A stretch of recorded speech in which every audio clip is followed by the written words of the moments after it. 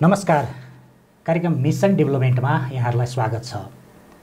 हामीले विभिन्न विषयमा विविध कुराहरू गर्यौं। आज हामी विकास निर्माण, विकासका चुनौती यावत विषयमा छलफल गर्न गइरहेका छौं। यो सन्दर्भमा आजको बसाइमा हामीले सिन्धुपाल्चोक जिल्लाको बलेफी गाउँपालिकाको बारेमा विविध विषयमा छलफल गर्ने प्रयत्न गरेका छौं। त्यसका लागि त्यहाँका अध्यक्ष केदार छेत्रीलाई यो कार्यक्रममा हार्दिक स्वागत गर्दछु। स्वागत छ अध्यक्षज्यू यहाँलाई। धन्यवाद। नमस्ते। विशेष गरी बलेफी गाउँपालिकाले विकास निर्माणको प्राथमिकताको आधार चाहिँ के राखेको छ, केही बताइदिनुस्। सबभन्दा पहिला त बलेफी गाउँपालिकाको सामान्य परिचय म दिउँ। बलेफी गाउँपालिका सिन्धुपाल्चोक जिल्लाको 12वटा स्थानीय तहमध्ये 9वटा गाउँपालिकाहरू रहेका छन् र यो एउटा बलेफी गाउँपालिका एउटा गाउँपालिकाको रूपमा रहेको छ। क्षेत्रफलको आधारमा सिन्धुपाल्चोक जिल्लामा यो सबभन्दा सानो कम क्षेत्रफल भएको गाउँपालिका हो र एउटा सौभाग्यवश यो गाउँपालिकाको केही कुराहरूमा चाहिँ अरू गाउँपालिकाहरूभन्दा यो निकै अगाडि छ। यहाँसम्म कि नगरपालिकाभन्दा पनि चाहिँ अगाडि छ। कतिपय विषयमा जनसङ्ख्या, क्षेत्रफल आदिको आधार र त्यो मापदण्डलाई हेरेर मात्रै यो गाउँपालिका भएको, नभए यो नगरपालिका हुने चाहिँ स्थानीय तह हो। र अब विकास निर्माणको कुरा तपाईँले भन्दाखेरि मुख्यतः पूर्वाधारकै कुराहरू हुन्। पूर्वाधारको कुरा गर्दाखेरि आम जनताको माग, आम जनताको इच्छा आकाङ्क्षा चाहिँ सबभन्दा पहिला मैले महसुस गरेको सडकै हो। बलेफी गाउँपालिकामा सामान्यतया भन्नुपर्दा सडकहरू उच्च स्तरको पिच ग्राभेल र उन्नत स्तरको भएको चाहिँ छैन। तर करिब करिब हामीले ट्र्याक खोल्ने काम सडक निर्माणको सकाइसकेका छौँ। सबै ठाउँमा सडकको विकासलाई हेर्दा करिब करिब हामीले ट्र्याक खोल्ने काम सम्पन्न नै गरिसकेका छौँ। अहिले पछिल्लो अवस्थामा कोभिडको विश्वव्यापी सन्तास नेपालमा पनि छ र यहाँको गाउँपालिका नि पक्कै त्यसमा छ। स्वास्थ्यको स्थितिमा चाहिँ कोभिडको असरको बारे अनि स्वास्थ्यको क्षेत्रमा गाउँपालिकाले राखेको प्राथमिकताहरू चाहिँ के छन्? कोभिड-19 को जुन सङ्क्रमण छ यो विश्व महामारीको रूपमा आएको छ। हाम्रो नेपाल पनि यसबाट अलग रहन सकेको छैन। नेपालभित्रको एउटा यो चाहिँ स्थानीय तह हो। हामी पनि यसको प्रभावबाट चाहिँ टाढा छैनौँ। तर यो कोभिड-19 को प्रकोपले एउटा कुरा हामीलाई के सिकाएको छ भने हामीले स्थानीय तहमा, दूर दराजमा, कुना काप्चामा स्तरयुक्त अस्पतालहरू निर्माण गर्न सकेनौँ भने कुनै पनि बखतमा, कुनै पनि समयमा चाहिँ मान्छेहरूको यति भयावह स्थिति आउन सक्छ, त्यो चाहिँ कसैले कल्पना गर्न सक्दैन र मानव सभ्यतालाई नै यसले टुङ्ग्याउन सक्छ भन्ने कुरा यसको नकारात्मक पक्ष त सधैँ छ। मैले चाहिँ यसको सकारात्मक पक्षलाई लिएको छु। त्यसमाले स्वास्थ्यमा हामीले विशेष योजना बनाउनुपर्छ, विशेष काम गर्नुपर्छ भन्ने हिसाबले कामहरू सुरु गरेका छौँ। म तपाईँलाई भनौँ बलेफी गाउँपालिकाको 8वटा वडामध्ये 8 वडामा स्वास्थ्य संस्थाहरू भवन निर्माण गर्ने काम करिब करिब सम्पन्न भएको छ। केही त्यसका प्रक्रियामा छ। यो वर्षको अन्तमा हामी त्यो सम्पन्न गर्छौँ र कतिपय वडामा त भौगोलिक हिसाबले अलिकति ठुलो वडाहरूमा त 2टा स्वास्थ्य संस्था पनि छ। र सामान्यतया अहिले मैले तपाईँलाई भन्नुपर्दाखेरि स्वास्थ्य संस्थामा स्वास्थ्य सेवा लिन जाने नागरिकहरूको लागि आधा घन्टा बाटो हिँड्दाखेरि स्वास्थ्य सेवा प्राप्त हुने र त्यो कतिपय धेरै जस्तो कुराहरूमा, सामान्य कुराहरूमा निःशुल्क रूपमा प्राप्त हुने अवस्था हामीले सिर्जना गरेका छौँ। र भर्खरै मात्रै नेपाल सरकारको अत्यन्तै महत्त्वपूर्ण कार्य अन्तर्गत झन्डै देशैभरिमा 400 वटा हस्पिटलहरू बनाउने चाहिँ अभियान सरकारले सुरु गरेको छ। त्यो अभियान अन्तर्गत बलेफी गाउँपालिका जिल्लामै त्यस्तो एउटा गाउँपालिका हो जहाँ 15 शय्याको अस्पतालको शिलान्यास भएको छ। गाउँपालिकामा सिन्धुपाल्चोक जिल्लामा कुनै पनि गाउँपालिकामा 15 शय्याको अस्पताल छैन र बलेफी गाउँपालिकामा 15 शय्याको अस्पतालको चाहिँ शिलान्यास भएको छ। स्वास्थ्यको यो भयो, कोभिडले शिक्षामा पनि त असर गरेको छ, पक्कै गरेको छ। अब यहाँको गाउँपालिकामा शैक्षिक अवस्था अनि यो कोभिडको बेलाको यो अवस्था कस्तो के छ? यहाँको पहल के भयो? अलिकति शिक्षामा यो कोभिडले ठुलो असर गरेको छ। चैत्र वैशाखदेखि नयाँ चल्नुपर्ने अहिले झन्डै 7-8 महिना भयो स्कुलहरू बन्द छन्। केही हप्ता अगाडि चाहिँ हामीले अब यो कोभिडलाई 1-2 महिनामै, 15 दिनमै, 20 दिनमै यसको अन्त्य हुने देखिएन। त्यसमाले योसँग अब उसले हामीलाई आक्रमण गर्छ, हामीले प्रतिरोध गर्नुपर्छ भनेर हामीले केही हप्ता अगाडि त स्कुल खोलेका छौँ। तर बालबच्चाको पठन पाठनमा सिकाइमा यसले ठुलो असर गरेको छ। सकारात्मक कुरा तपाईँलाई म भनौँ, शिक्षाको अवस्था हेर्दाखेरि हाम्रो जिल्ला त भूकम्पबाट पीडित जिल्ला पनि हो, धेरै भूकम्पबाट क्षति भएको जिल्ला पनि हो। स्कुलका भवन निर्माण गर्ने काम करिब करिब सकिएको छ। 1-2वटा स्कुलका 1-2वटा भवनहरू, केही कक्षा कोठाहरू बाँकी छ, बाँकी काम सम्पन्न भएको छ। र हामीलाई अब आवश्यकता शिक्षामा के भने पर्याप्त जनशक्तिको अभाव छ। त्यो हामीले पुरा गर्न सक्यौँ भनेदेखि शिक्षामा पनि अघि मैले भनेको जस्तो आधी घन्टा 45 मिनट बाटो हिँड्दाखेरि माध्यमिक विद्यालय भेटाउने, अब प्राथमिक विद्यालय आधारभूत विद्यालय त त्योभन्दा कम दूरीमै भेटाउने त्यो खालको चाहिँ अब नयाँ स्कुल बनाउनु पर्ने अवस्था अब छैन। नयाँ माध्यमिक विद्यालयहरू बनाउनु पर्ने स्थिति छैन। यी भएकालाई राम्रो व्यवस्थापन गर्ने, मानवीय संसाधनहरूलाई चाहिँ उपयुक्त व्यवस्थापन गर्नुपर्ने र सिकाइ उपलब्धिलाई चाहिँ अझ उन्नत स्तरको बनाउनु पर्ने दायित्व हामीसँग छ। तर धेरै कुराहरू कामहरू चाहिँ भइसकेको अवस्था पनि छ। विशेष गरी हामी कृषि प्रधान देशका मान्छे होइन, बलेफी गाउँपालिकामा पनि धेरै व्यक्तिहरू कृषिमै आधारित पक्कै हुनुहुन्छ। गाउँपालिकाको कृषिप्रतिको प्राथमिकता र त्यसको पहल चाहिँ के भइरहेको छ? उत्पादनमा वृद्धि भएन भने समृद्धि सम्भव छैन। पटक्कै यसपालि मेरो खेतमा 1 मुरी धान फल्छ भने 1.5 मुरी मैले नफलाएसम्म समृद्धि हुँदैन, एउटा कुरा। अर्को कुरो, आजसम्म हामीले गरेको खेती चाहिँ कस्तो छ भने निर्वाहमुखी खेती। त्यसमा हामीले कति चाहिँ परिश्रम लगानी गर्छौँ, कति काम गर्छौँ, त्यसको मूल्य कति र उत्पादन भएर आएको चिजको मूल्याङ्कन चाहिँ मूल्य कति भनेर हिसाब गर्दाखेरि कहिलेकाहीँ राम्रोसँग हिसाब गऱ्यौँ भने हामी त्यसमा लसमा छौँ। यसले समृद्धि हासिल गर्न सक्दैन। त्यस हुनाले कृषिमा यान्त्रिकरण गर्नु पर्यो, व्यावसायिकरण गर्नु पर्यो र तपाईँको चाहिँ उत्पादनमा वृद्धि गर्नु पर्यो। हेर्नुहोस् न, केही समय अगाडि चाइनामा हामीले साना साना लसुन पठाउँथ्यौँ, अहिले उनीहरूले 10 गुणा ठुलो लसुन पठाउँछ। अब हाम्रो चाहिँ 1 मुरी फल्ने खेतमा 2 मुरी नफलाएसम्म समृद्धि हुँदैन, उत्पादन वृद्धि हुँदैन र जनताको आयसित पनि वृद्धि हुँदैन। त्यसले यान्त्रिकरण गर्ने, व्यावसायिकरण गर्ने यो काममा हामी लागेका छौँ। र बलेफी गाउँपालिकाको सन्दर्भमा भन्दाखेरि अर्को एउटा समस्याको रूपमा के रहेको छ भने बलेफी गाउँपालिकाको लेकलेक जुन भाग छ त्यहाँ चाहिँ माथिल्लो भागहरूमा विभिन्न वन्यजन्तुहरूले, बाँदर, त्यसै गरी चाहिँ अब मृग, बाँदर, बँदेल, दुम्सी लगायतका चाहिँ जङ्गली जनावरहरूले केही पनि खेती गर्न दिइरहेको छैन। त्यसैले हामीले त्यसको विकल्पको रूपमा अब पशुपालनलाई ल्याएका छौँ। सिन्धुपाल्चोक जिल्ला काठमाडौँको नजिक छ, काठमाडौँमा यत्रो बजार छ, बजारको कुनै अभाव छैन। जति हामी उत्पादन गरौँ बजारको अभाव छैन, मूल्यको पनि अभाव छैन। त्यस हुनाले कृषिको कुरा गर्दा कृषि सँगसँगै पशुलाई पनि संलग्न गर्नुपर्छ, दुधजन्य पदार्थको उत्पादनलाई पनि वृद्धि गर्नुपर्छ र मासुजन्य पदार्थको उत्पादनलाई पनि वृद्धि गर्नुपर्छ भनेर हामीले केही कार्यक्रमहरू ल्याएका छौँ।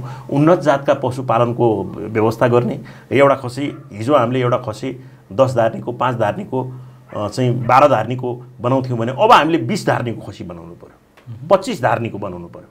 त्यस्ता उन्नत जातका केही चाहिँ बोकाहरू भित्राउने, उन्नत जातका बिउहरू भित्राउने त्यो कामहरूमा पनि अहिले हामी लागिरहेका छौँ। त्यसैले कृषिको कुरा गर्दा कृषि र पशुलाई एक साथ हेर्नुपर्छ र यसलाई चाहिँ विकास गर्नुपर्छ भन्ने मान्यतामा हाम्रा केही कामहरू हामीले गरिरहेको परिस्थिति छ। नरम र उच्च गुणस्तरको नेपालमा नै उत्पादित एपी टिस्यु पेपर। नेपाली उत्पादनलाई माया गरौँ, एपी टिस्यु पेपर प्रयोग गरौँ। अरनिको पेपर इन्डस्ट्रिजको एक उत्कृष्ट उत्पादन। औ लाखे नाति, हौ नाति, हौ बाजे, हौ कता हिँडेको गजबको भएर? अनि ब्ल्याक हर्सको जुत्ता लगाएपछि गजबको देखिँदैन त? ए हो र, मेरो पनि ब्ल्याक हर्स जुत्ता त हो। त्यही भएर बाजेलाई पनि गजबको देखिरहेछ नि। हौ त्यो बाउ चाहिँ के भएको तेरो?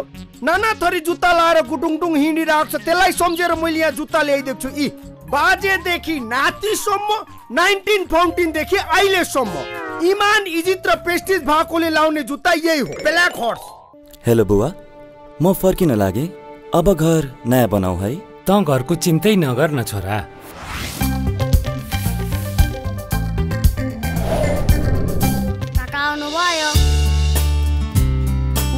कस्तो राम्रो घर। तिमीले त कहिले नि मलाई आफ्नो घरको फोटो नि देखाएनौ। So pretty. वाल पनि कस्तो टाइल्स जस्तो फिनिसिङ। यो त सब मैटु पेन्टको कमाल हो। समझदारले चिन्छ। वर्षौ ठिक छ। Meitu Paints. Paint the world colorful. कुन्स ब्रान्डका यूपीवीसी झ्याल ढोकाका विशेषताहरू काठभन्दा कम मूल्यमा आउने, मर्मतको झन्झट नपर्ने, साउन्ड प्रुफ, आकर्षक डिजाइन, किरा खिया नलाग्ने, रंग लगाउन नपर्ने, टिकाउ, बलियो तथा भरपर्दो, प्रयोग गर्न सजिलो, घाम पानीले असर नगर्ने, चिसोले फरक नपर्ने, आगो नटिप्ने, वर्षौं वर्ष ढुक्क र आकर्षक। गुणस्तरीय कुन्स ब्रान्डका यूपीवीसी झ्याल ढोकाको लागि सम्पर्क गर्नुहोस्। क्षमादेवी ग्रुप, कौशलटार, भक्तपुर।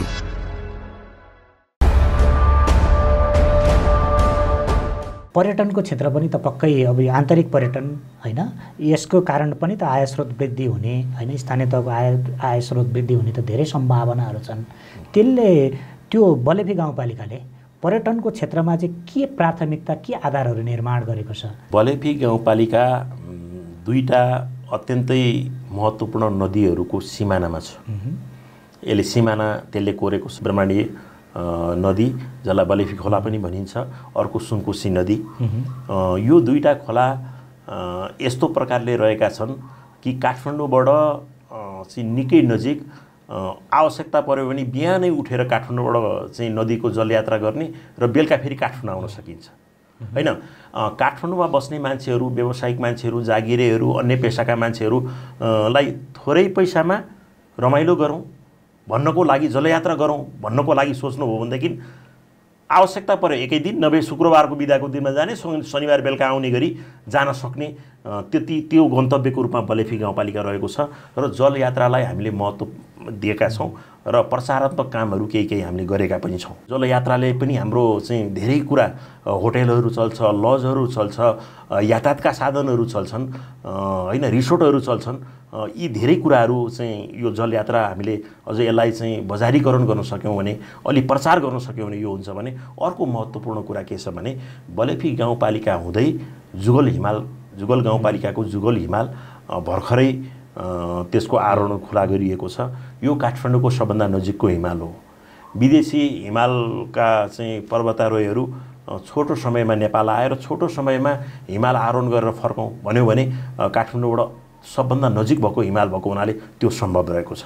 त्यसमाले त्यसको विकास भयो भने सबै बलेफी गाउँपालिका भएर त्यहाँ पुग्नुपर्छ, त्यहाँ बाटो भएर जानुपर्छ भने त्यो पनि एउटा यो चाहिँ बाह्य पर्यटकको आकर्षक हुनसक्छ भन्ने हामीले देखेका छौँ। भोटेकोशी नदी, सुनकोशी खोला जुन छ विश्वको 10वटा महत्त्वपूर्ण व्हाइट रिभरमा गनिन्छ भने 10वटा संसारको 10वटा टप 10 खोलामा पर्ने हाम्रो खोला त हाम्रै जिल्लामा छ, मेरो गाउँपालिकामा छ भने त्यो कुरा दुनियाँलाई भनिदिउँ भने, हामीले दुनियाँको कानमा पुर्याउन सक्यौँ भने मात्रै पनि जलयात्राको ठुलो चाहिँ प्रवर्धन हुनसक्छ।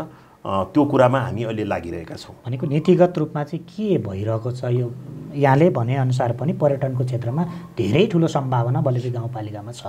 अनि नीतिगत रूपमा चाहिँ के भइरहेको छ? अलिकति मुख्य कुरा प्रसारात्मक कुरा हो र केही कुरा हामी भौतिक संरचनाका कुराहरू पनि छन्। मैले अघि भने जस्तो हामीले अहिले बल्ल सार्वजनिक शौचालयहरू पर्याप्त रूपमा बनाउन सकेका छैनौँ हैन, चाहिँ सुरक्षाका कुराहरूलाई हामीले प्रत्याभूति दिन सकेका छैनौँ। यस्ता केही कुराहरू छन्। यी कुराहरूको हामी होमवर्कमा छौँ। हामी छिटोभन्दा छिटो यहाँ यो सुरक्षित छ, रमाइलो छ, सजिलो छ, थोरै खर्चमा चाहिँ हामी जान आउन सक्छौँ भन्ने कुराको सन्देश आम चाहिँ मान्छेहरूमा, नागरिकहरूमा पुर्याउने योजनामा हामी लागिरहेका छौँ। यति धेरै काम गर्नु छ हैन, केही गरि पनि रहनु भएको छ हैन। अब लामो समयसम्म जनप्रतिनिधिविहीन भएको थिए स्थानीय तहहरू, अहिले नयाँ संरचना पनि भए। कतिको चुनौती रहेछ क्या यो विकास निर्माणको काम गर्न? यहाँको अनुभवले के भन्छ? यो काम निकै गाह्रो र कठिन छ। 20 वर्ष अवधिसम्म स्थानीय तहको निर्वाचन भएन र हामी त्यस बिचमा आयौँ। त्यस बिचमा पनि यो नयाँ संरचनामा अहिलेको हिजोको गाउँ पञ्चायत, हिजोको गाउँ विकास समिति जस्तो होइन। यो सायद त्यो अधिकारको क्षेत्रले हिसाबले भनौँ, चाहे त्यो क्षेत्रफलको हिसाबले भनौँ हैन, अब अथवा संविधानले दिएको अधिकारका कुराहरूले, जिम्मेवारीका कुराहरूले गर्दा कुरा गर्ने हो भने यो चाहिँ छुट्टै महत्त्व राख्ने रूपमा यो चाहिँ संरचना बनेको छ। एकातिर त्यो छ, अर्कोतिर आम जनतामा चाहिँ के छ भने मेरा सबै समस्याका समाधानहरू स्थानीय तहले गर्छ र गर्नुपर्छ भन्ने भावना छ। त्यो अपेक्षालाई म अन्यथा चाहिँ ठान्दिनँ। तर एकातिर त्यो अपेक्षा छ कि कहिलेकाहीँ अत्यन्तै सानो विषय भयो भने पनि एउटा धारामा पानी आएन 300 रुपियाँ तिरेर त्यो टुटी लिएर आउनुपर्छ भन्ने नि मान्छेहरू निवेदन लिएर आइरहेको परिस्थिति छ गाउँपालिकामा। अब त्यसलाई मैले दुईटै ढङ्ग ल्याइरहेको छु। एउटा त यो सबै काम हाम्रो सरकारले गर्छ कि गाउँपालिकाले गर्छ, उसले गर्नुपर्छ भन्ने कुरा ठिकै हो। अर्को कुरा कतिपय चिजहरू हामी आफैले गर्नुपर्छ। यो चाहिँ सरकारले मात्रै, गाउँपालिकाले मात्रै, अरूले विकासका योजनाहरूले मात्रै चाहिँ गर्छन् भन्ने हामी भरोसामा पुग्यौँ भने हाम्रो समाज, हाम्रो चाहिँ समुदायको समुचित विकास चाहिँ हुन सक्दैन। त्यो छ। त्यसमाले यस्तो चुनौतीको रूपमा हामी छौँ। आवश्यकताहरू धेरै छन्। भनौँ न, भनौँ हामीले यति धेरै बाटोहरू बनायौँ। मलाई तपाईँले प्रश्न सोध्नु भने नयाँ ट्र्याक खोल्नै पर्ने छैन। तर त्यति धेरै हामीले बनायौँ, त्यसलाई नियमित रूपमा सेवा सञ्चालन गर्न योग्य बनाइराख्न करोडौँ रुपियाँ जरुरी पर्छ। एकातिर हामी यो काम गरिरहेछौँ, त्यसलाई स्तरयुक्त बनाउन हामीसँग 100 किलोमिटर बाटो छ। 1 किलोमिटर बाटो पिच गर्नको लागि 1 करोड पर्छ। 100 किलोमिटर बाटोको लागि 1 अर्ब रुपियाँको जरुरी छ। त्यो अहिले नै हाम्रो सरकारले गाउँपालिकालाई, स्थानीय तहलाई दिन सक्ने परिस्थिति छैन। तर चाहिँ त्यो तर्फ हामी गइरहेका छौँ। त्यति हुँदाहुँदै पनि हामी यो ठुलो चाहिँ बजेटको आवश्यकता छ, हामी गर्न सक्दैनौँ भन्ने कुरामा होइन। जे जति गर्न सक्छौँ गर्दै गइरहने, धमाधम काम गर्दै जाने। अहिले सरकारले भनौँ न करिब 400 वटा हस्पिटल एकैचोटि कहाँ बनाउन सक्दैन, त्यो पैसै छैन। तर पहल सुरु भयो। पहल सुरु भएपछि अब यहाँ कतिपय ठाउँमा जग्गाको व्यवस्थापन हुँदैन, कतिपय ठाउँमा चाहिँ स्थानको विवाद हुन्छ, कतिपय ठाउँमा कतिपय कुराका आधारहरू तयार हुँदैन। तर जहाँ जहाँ हुन्छ त्यो बनाउँदै जाने भन्ने हिसाबले अभियान सुरु भएको छ। मलाई लाग्छ केही न केही 50-60% त निर्धारित अवधिमा सकिएला नि, बन्ला नि, बनाउनुपर्छ नि। हामी त म त तपाईँ के लागिरहेको छ भने सरकारले 3 वर्ष अहिले 18 करोडको चाहिँ प्रोजेक्टमा 1500 अस्पताल गर्ने भने प्रस्ताव गरेको छ। यो वर्षलाई 1 करोड मात्रै पठाएको छ भनेपछि मैले अनुमान गर्दा यो 3 वर्ष लाग्छ। तर हामी 2 वर्षमा यसलाई सम्पन्न गर्छौँ। सरकारले पैसा पठाउँदै गर्छ। हामी अनेक ढङ्गले स्थानीय स्रोतहरूलाई नै परिचालन गर्छौँ। हामी कहाँ आएका चाहिँ कतिपय फन्डहरूलाई त्यसलाई चाहिँ भनौँ न 2 महिना स्कुलको शिक्षकलाई तलब ढिला गरिदियौँ भने 2 महिना हामीले पैसा चलाउन पायौँ। त्यसरी पनि गर्छौँ। हामीले निर्धारित समयभन्दा अगाडि त्यो काम सम्पन्न गर्छौँ र सरकारको यो अभियानलाई हामीले सघाउँछौँ। हाम्रो अवधि 15-16 महिना बाँकी छ। हामीलाई अब पहिलो वर्ष, दोस्रो वर्ष हामीलाई चाहिँ केही उपायहरू थियो, विकल्पहरू थियो। हामीले बुझ्या छैन, जान्या छैन, अनुभव छैन, विषय नै बुझिएन भन्ने चाहिँ समय थियो। अब हामीले आजको दिनमा त्यो भनेर सुख पाउँदैनौँ। गर्नै पर्छ कुनै पनि हालतमा। अब जनताको अगाडि म 5 वर्षपछि यो कुर्सी छोडेर बाहिर निस्किँदा तिमीले के गर्यौ त भनेर मलाई सोद्धाखेरि मैले कम्तीमा 5 वटा कुरा जनतालाई भन्न सक्नुपर्छ। 5 वर्ष अगाडि यो थिएन, 5 वर्ष पछाडि यो छ, हेर्नुस् भनेर देखाउनुपर्छ र त्यो देखाउने गरी हामी काम गरिरहेका छौँ। विशेष गरी अब यहाँहरू जनप्रतिनिधि होइन, अर्को एउटा स्थायी सरकार छ, कर्मचारी संयन्त्र। यो विकास निर्माण अथवा यहाँहरूको काममा यो समन्वय हुँदो रहेछ कि हुँदो रहेनछ कि यहाँको अनुभवले के भन्छ? यो कर्मचारी संयन्त्र र जनप्रतिनिधि बिचको समन्वयको कुरा।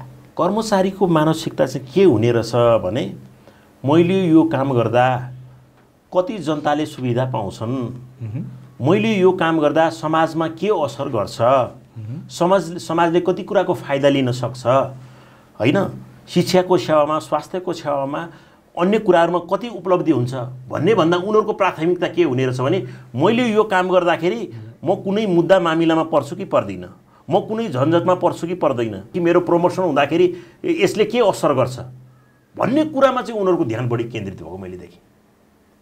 मैले त कतिपय के भन्छु भने तपाईँ कागज ल्याउनुहोस्, म सही गर्छु। मुद्दा पर्यो भने यो मुद्दा जम्मै मेरो कारणले गरेको हो, मैले बेहोरौँ भनेर म सही गर्छु, यो काम आजै गर्नुपर्छ भन्छु म।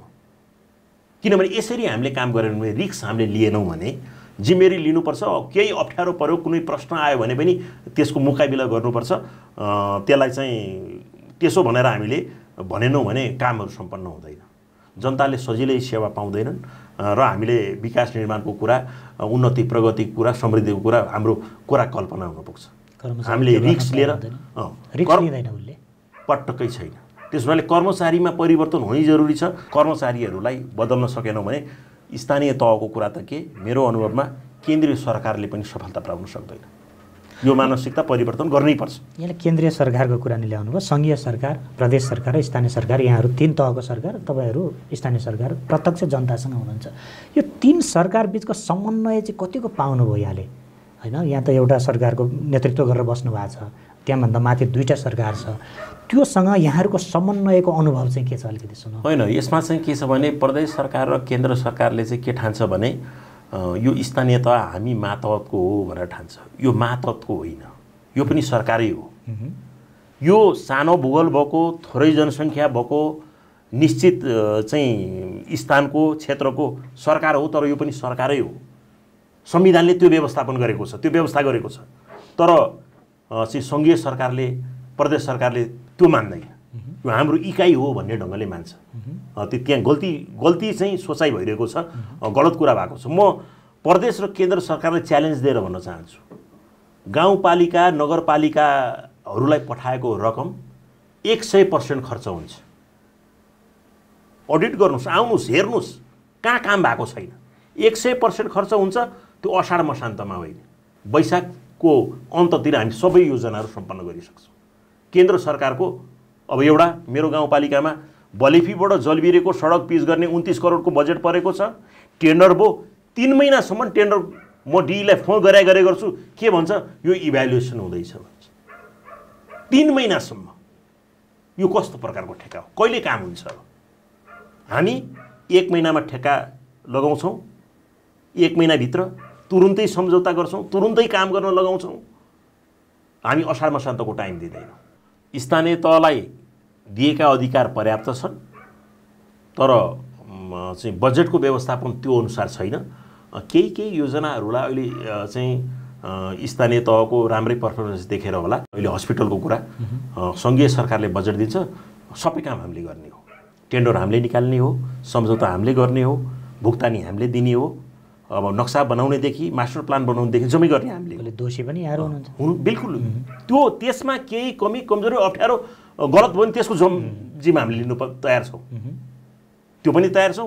र अघि मैले भने जस्तो सरकारले 3 वर्ष लाग्छ भनेर इस्टिमेट गरेको कुरालाई 2 वर्षमा हामीले गऱ्यौँ भने स्थानीय तहले यसो गर्दो रहेछ भनेर पुरस्कारको अपेक्षा पनि हामी गर्छौँ। नरम र उच्च गुणस्तरको नेपालमा नै उत्पादित एपी टिस्यु पेपर। नेपाली उत्पादनलाई माया गरौँ, एपी टिस्यु पेपर प्रयोग गरौँ। अरानिको पेपर इन्डस्ट्रिजको एक उत्कृष्ट उत्पादन। औ लाखे नाति, हौ नाति, हौ बाजे, कता हिँडेको गजबको भएर? अनि ब्ल्याक हर्सको जुत्ता लगाएपछि गजबको देखिँदैन त? ए हो र, मेरो पनि ब्ल्याक हर्स जुत्ता त हो। त्यही भएर बाजेलाई पनि गजबको देखिरहेछ नि।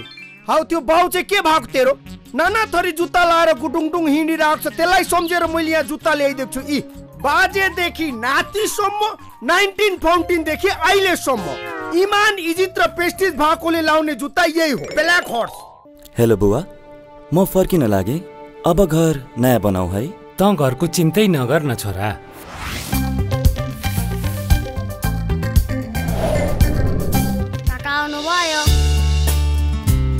वाउ, कस्तो राम्रो घर! तिमीले त कहिले नि मलाई आफ्नो घरको फोटो नि देखाएनौ। सो प्रिटी, वाल पनि कस्तो टाइल्स जस्तो फिनिसिङ। यो त सब मैटु पेन्टको कमाल हो, समझदारले चिन्छ। वर्षौ टिक्छ। Meitu Paints, paint the world colorful.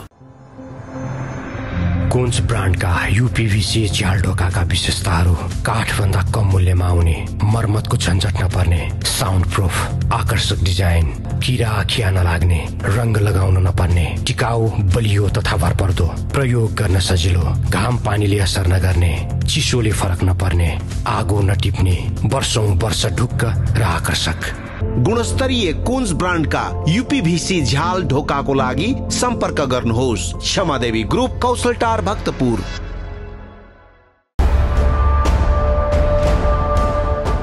तीन वर्ष भयो यहाँहरू निर्वाचित भएर आउनुभएको होइन। हिजो निर्वाचनको ताका घोषणापत्र पनि निर्माण गर्नुभयो, यो गर्छु पनि पक्कै भन्नुभयो होइन। होइन, गाउँ गाउँमा जानुभयो। के लाग्छ 3 वर्षभित्र मैले यो गर्न सकेँ, यो गर्न सकिनँ, आफूले आफ्नै मूल्याङ्कन गर्नुपर्दा कहाँ हुनुहुन्छ यहाँ? हामी पनि जनताहरूको बिचबाट चुनिएर आएका केही नागरिकै हौँ। जस्तै मैले अघि नै भने, जसरी जनताहरूको अपेक्षा ठुलो थियो भन्ने थियो, हाम्रो नै त्यस्तै थियो। हाम्रो महत्त्वाकांक्षा पनि ज्यादै थियो। हाम्रो विचार के थियो भने, हाम्रो 8वटा वडा छ, 8वै वडामा चाहिँ पिच गर्ने बाटो झिलिमिली बनाउने थियो। त्यो हामीले भनेको पनि हो, तर त्यो काममा चाहिँ हामी पछि चाहिँ छौँ।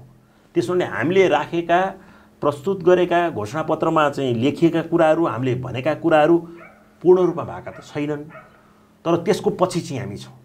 5 वर्षपछि चुनिएर आउने जनप्रतिनिधिले वडा कार्यालय भवन बनाउनु पर्दैन, स्वास्थ्य कार्यालय भवन बनाउनु पर्दैन, स्कुल बनाउनु पर्दैन। यी कामहरू त करिब सकिने भए।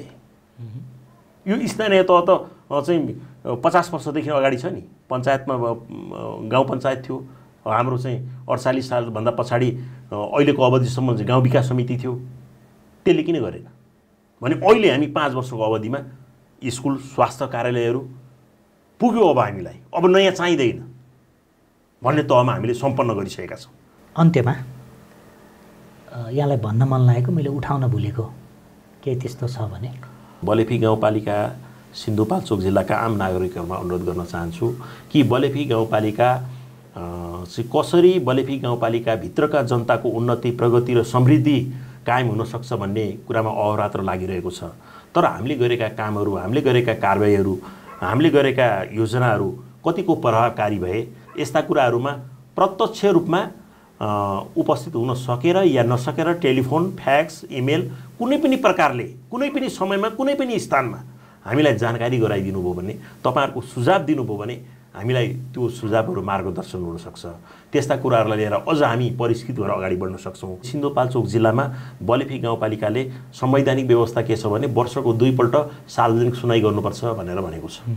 हामी 2 पल्ट त हामीले गर्न सकेका छैनौँ, तर बलेफी गाउँपालिकाले सिन्धुपाल्चोकमा पहिलो पटक सार्वजनिक सुनाइ गर्यो र प्रत्येक वर्ष हामीले सार्वजनिक सुनाइ गर्दै आएका छौँ। यो वर्ष कोभिडको कारणले धेरै मान्छेहरूलाई भेला जम्मा गर्न चाहिँ असुविधा हुने र त्यसो गर्दा स्वास्थ्य प्रोटोकलको विरुद्ध हुने हुनाले हामीले गर्न सकेनौँ, नभए हामीले त्यो काम गरिरहेका छौँ। त्यसैले हामी पारदर्शी रूपमा हाम्रा कामहरूलाई प्रस्तुत गरेका छौँ।